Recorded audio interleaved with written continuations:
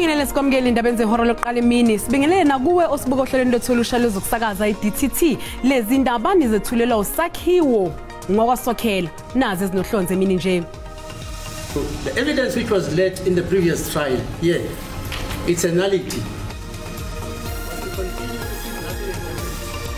Liqale kabusha icala labasola abahlanu ababhekene necala lokubulala uSenzo Meyi wenkantolo ephakeme yasePitoli. Ijaji uRatha Mkhotleng uyena osehola leli cala ngemva kwesinqumo sikaMengameli uCyril Ramaphosa sokumisa ijaji ebeliphethe leli cala uChipiwa Mawumela. Silikhaya ke ngoku sothukile sothuka nje namandla okumgodukisa unyana lo awekho ngoba asitohoza sisebenzi. Bese kadinga usizo mawuthi ukhona indlela simthathele sokumbekele ekhaya. Kushona abantu ababili kwacekeleka phansi imjondolo evile enkulungwaneni ngesikhathi iqubuka umlilo endaweni eyimjondolo iKennedy Road eThekwini.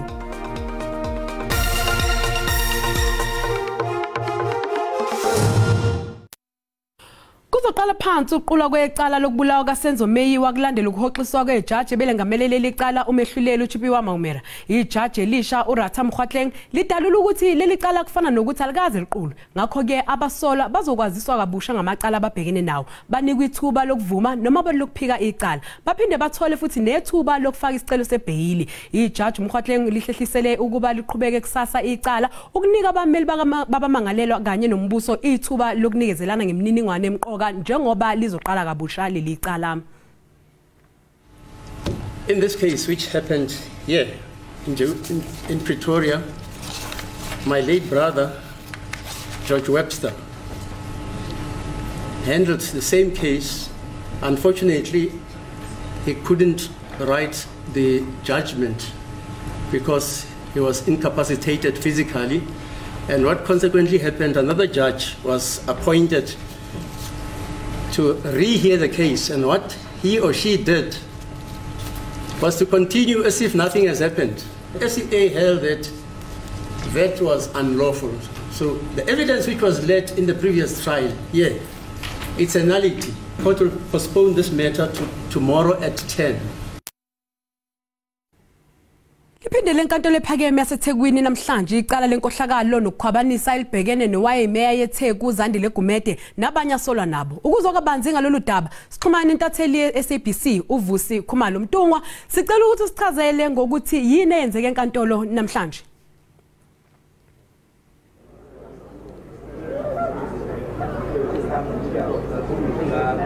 Yebo kunjalo impela ngilapha nje enkantolo enkulu yaseThekwini lapho kuvele khona kafushane umama uZandile Gumede kanye nabanye abayi11 mayelana ke namacala amaningi ke kakhulukazi ahlanganisa inkohlakalo kanjalo nokwehlisa imali engomlenze. Uzokhumbula ukuthi kusukela umama uZandile Gumede ephethe lo masipala waseThekwini kuthiwa ke waba ingxenye yalabo abehlisa imali ngomlenze kakhulukazi ekuthinteni kumsebenzi noma itender elalibiza ama-millions amarand ngaphezulu kwenkulungwane kwamakhulu amathathu okuthiwa ke waba nesandla ekutheni abe nesandla ekutheni anike inkampani ezithile umsebenzi yena kahle futhi kwasithiwa wasehlomula ke u2.8 million amarand okuyikhona kwenza ukuthi namhlanje sibe la nje bevele kanjalo nabantu kanjalo nenkampani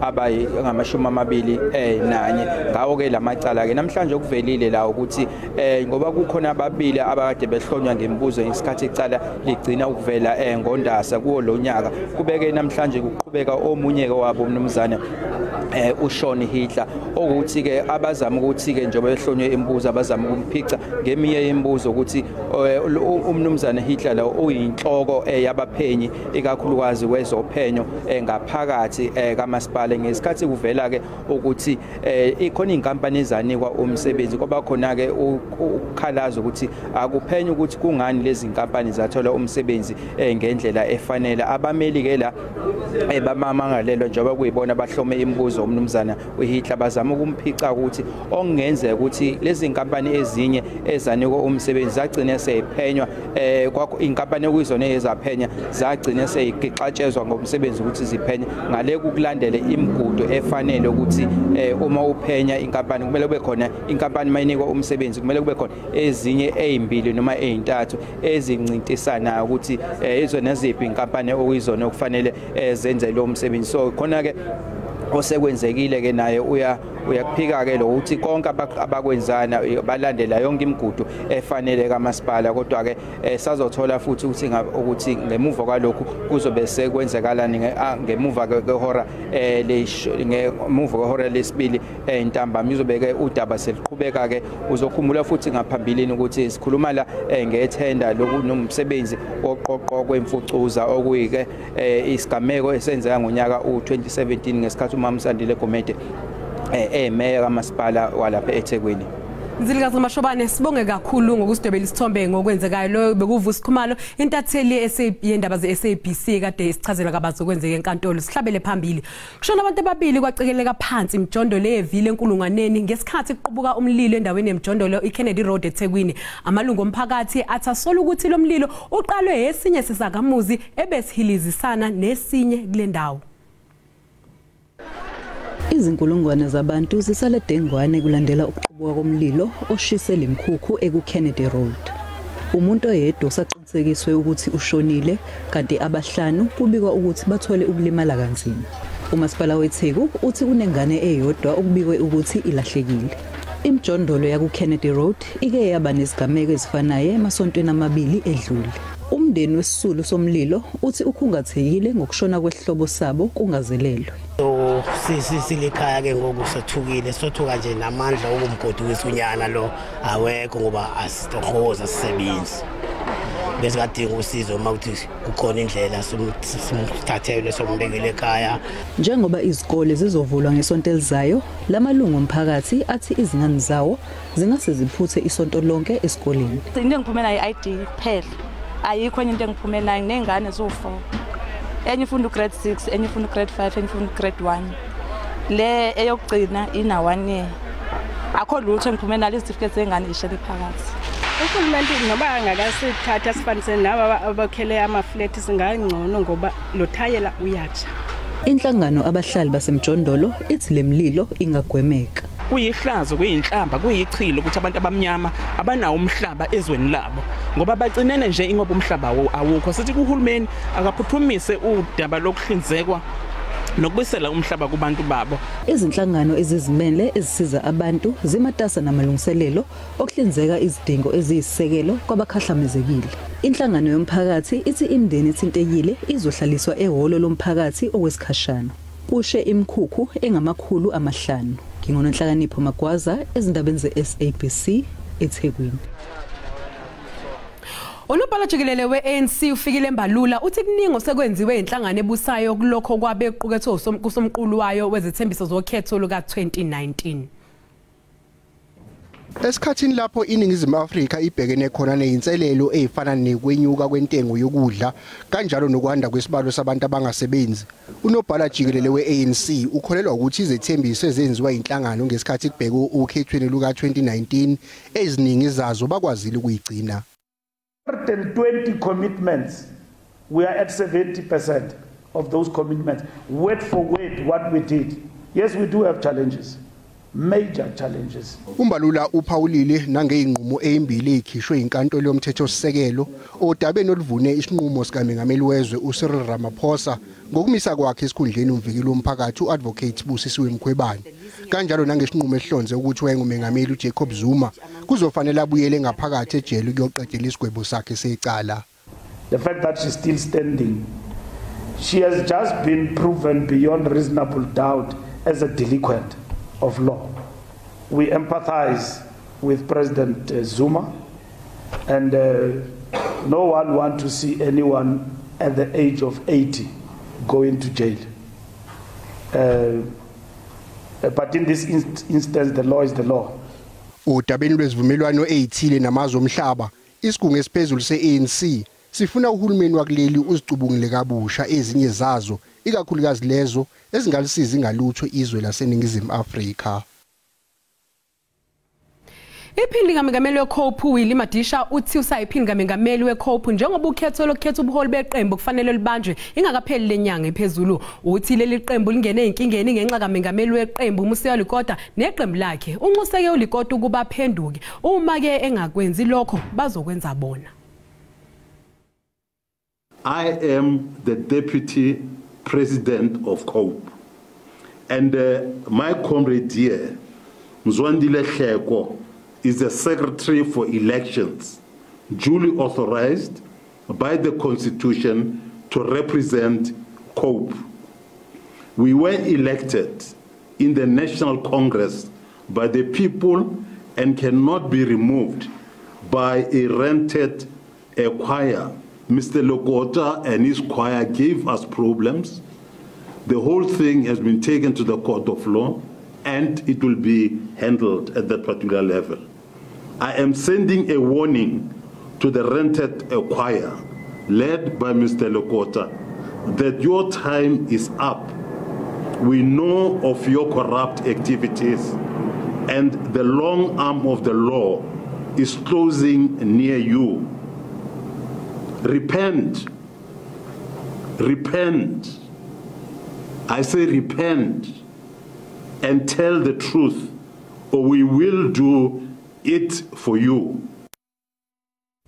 Pan-African Congress kanye neqembu lezombusazwe azapo babambe inguyazana namhlanje mayelana nenhlelo zabo zokubumbana njengoba amabombe ebheke ekhethweni kazwelonke oluzoba ngonyaka ozayo. AZAPO and PAC have worked together to maximize the combined effect of black consciousness and Pan-Africanism that is sorely needed in the body politic of South Africa, our Azania, of course. This was done through a deliberate program of memorializing the historic contributions of the two organizations in the struggle for land and liberation. The collaboration between AZAPO and PAC will continue beyond elections to ensure the people are never treated as foreigners in their own country. The two organizations further commit themselves to operate as one in Parliament and outside of Parliament in the daily struggles of our communities. To this end, AZAPO and the PAC will act together to change the name of our country to Azania. Mbukele sathi qoyitolo kanti masibuya sizokuphathela uWT. I really want to express our most sincere and profuse apology for having taken you through a very, very difficult stage of intensive load shedding. Ungqongqoshe zogesi uDokotela uHosiyensi Ramokgopa usexoxisile esizweni ngokucishwa kogesi okwenzeke ngokwesigaba esiphezulu sesithupha kulezi insuku ezimbalwa ezedlule. Uthi lokho akufanele kube into ejwayelekile.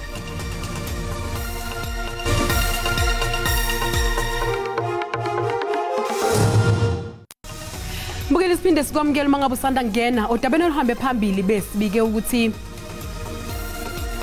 liqale kabusha icala labasola abahlanu ababhekene necala lokubulala uSenzomiyo wenkantolo ephakeme yasePitoli. Ijaji uRatha Mokgotleng uyena osehola lecala ngemva kwesinqumo sikaMengameli Cyril Ramaphosa sokumisa ijaji ebeliphethele lecala uChipiwa Maumela.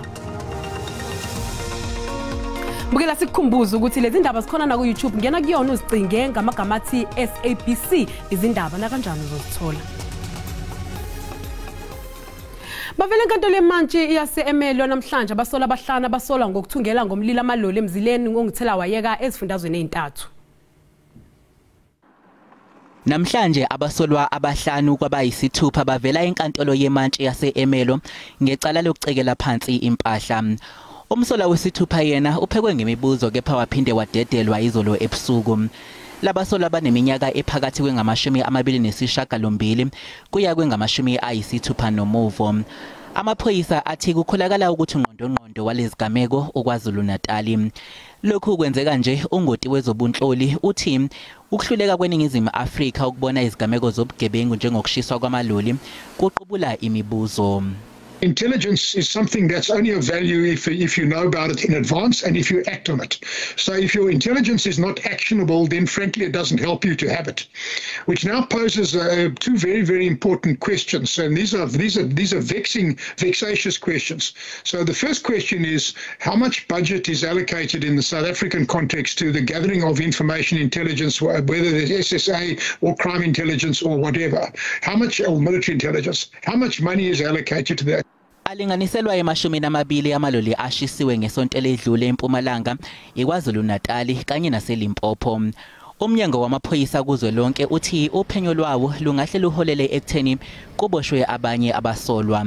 Sekujutshwe amasosha emigoqweni enguthela wayeka kuleli. Uzophoqeleka ukuba hlala endlini angaphumi isikhathi esingangosuku Norman Afzal Simons emva kokuthola ushwele ekupheleni kwaleli sonto. Simons owaziwa ngelika Station Strangler usebhadle ejele iminyaka engama-28 emva kokutholakala necala lokubulala uElroy van Rooyen oneminyaka e10 ubudala. Ihlukene imbono ezakhamuza kule ndawo mayelana nelokuthi anikeze ushwele uNorman Simons waziwa ngelika Station Strangler. Simons walahlwa icala lokubulala ingane neminyaka e10 ubudala ize ayibekwe amacala ngama-22 okubulala. Ezinye izakhamuzi zithi kufanele ngabe kunombiko wezobulungiswa mayelana nokuqhubeka kophenyo lwalamacala abandakanyene uSimons, kanti ezinye zithi umfanele ushwele njengoba selitholile olwakhe uswazi. There should be a report from the Justice Department as in terms of where is the investigations with regarding to these outstanding cases. He should get a second chance. Remember that he was only tried for one case, which means that he has served his sentence. Umphathi wesiteshi samaphoyisa kule ndawo uthi ucwaningo lwalamacala luseyithebeni zabo ukusho ukuthi awavaliwe unomphela amacala kaSimons. Happens whereby evidence do not lead us to such a fashion that the investigation can proceed. It doesn't necessarily mean that that case will be closed permanently. No. Umnyango wezokuhlunyeleliswa kwemilo uthi wona ulandela okutshelwa enkantolo awenzi ngokwawo ukuqonda. Kusenjalo Simons akazuvumeleka ukuba aphume endlini usuku lonke umesededelo ngoshwele ngasekupheleni kwaleli sonto. Silindo kuhle ngiti indaba zeSABC. Ongqongqoshe zogesi uDokotela uHosien Tsuramoghupu usexolisile esizweni ngokucishwa kogesi okwenzeke ngokwesigaba sesiphezulu sesithupha kulezi insuku ezimbalwa ezedlule. Ungqongqoshe wezindaba zogesi uhlonze inqalazinda yezinjini ezinkulu okuyizona eziphehla ugesi njengomthelelo okuyiwona oholela njalo ekutheni Eskom igcine seyisebenzisa isigaba esiphezulu sesithupha se-load shedding esikhathini lapho kungalindelekile. Kunenqoba yemshini emkhulu evuzayo okufanele iphehla amalahle, udizili kanye namanzi ezinjinini ze-Eskom nokuyiyona ibangela ukuthi igcine sekulawulwa umthamo wamandla ogesi ngokucishwa kuyigaba eziphezulu. That was also compounded by the fact that we lost a number of units. The unplanned capacity loss factor, the units that were lost increased by about 3,900 megawatts. So on the one hand, there's a surge of 3,000, and then on the other, you are losing 3,000 megawatts. So the net is that you have lost about 6,000 megawatts, and that's why we went to higher stages of load shedding. Ungqongqoshe Ramokhupa ukholelwa ukuthi umnyango wakhe kanye neEskom basemgudwini omuhle wokwazi ukuyinqoba lenkinga yogesi ezweni. Our task is twofold. So the first one is that in the shortest possible space of time end load shedding, and then make it possible that we are creating additional capacity and buffer so that as we enter the next winter season, you've got sufficient generating capacity to be able to meet those winter conditions. Umnyango wezogesi udalule nokuthi sekuboshwe abantu abangaphezulu kwekhulu ukusukela ngoMbasa unyaka wedlule ngamacala ahlobene nobugebengu kwaEskom. Ngokuhlu lwamacala abikwe emaphoyiseni isibalo sawo singaphezulu kwe-2,000. Umholi weqembu eliphikisayo eZimbabwe uNelson Chamisa usegcine wethulile umkhankaso wakhe wokhetho oluzobanjwa ngenyanga ezayo.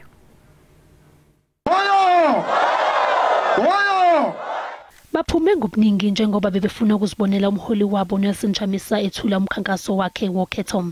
UChamisa ke uthi uzokhipha imininingwane ngohlu lwezithembiso zokhetho ezinsukwini ezizayo. Ubengakwazi ke ukungena kwezinye izingxenye zeZimbabwe. Amaphoyisa ke abelokhu enika izizathu zokuvimba lo mcimbi. Namhlanje umlayezo wakhe ubucacile kubantu baseZimbabwe. And win. Let's go and win. Let's go and win. Win big for everyone. Winning for everyone. Unokuthi uzolinqoba ukhetho oluzayo.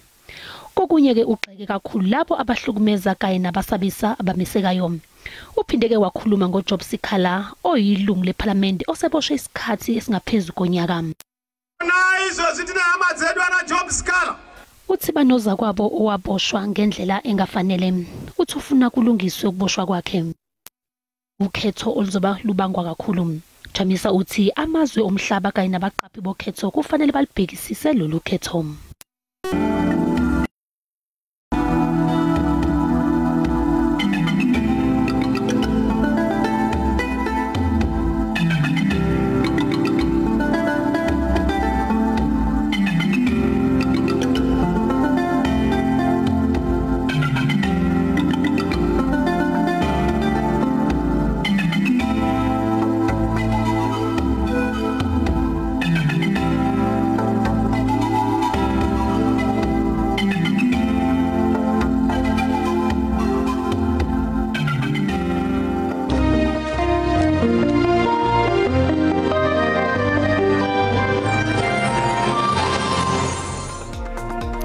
Sibeka lapho ke indaba zehora lokuqala emini. Siyabuya futhi ngehora lesikhombisa sobe sagiya ngalo kaMageba. Ekosokhelela inkosazana uManzuza umshazi kaNoshada kaMaqhoboza.